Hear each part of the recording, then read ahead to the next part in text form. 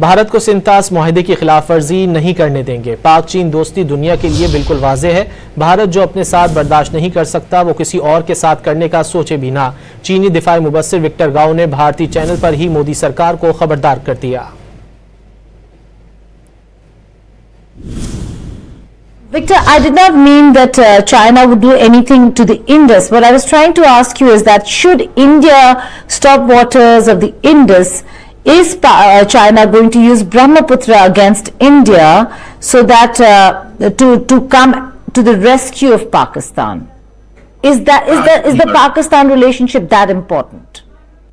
You are raising a hypothetical question. I think China-Pakistani friendship is ironclad, and China will not allow any violation of Pakistan's legitimate interest in defending its sovereignty and territorial integrity, including peaceful use of the water in the Indus River. Don't do unto others what you do not want others to do unto you. That's very important. Are you saying India will pay for it?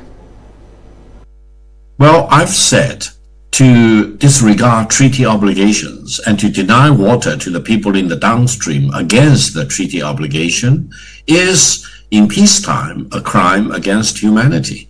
In wartime, it may be considered as a war crime.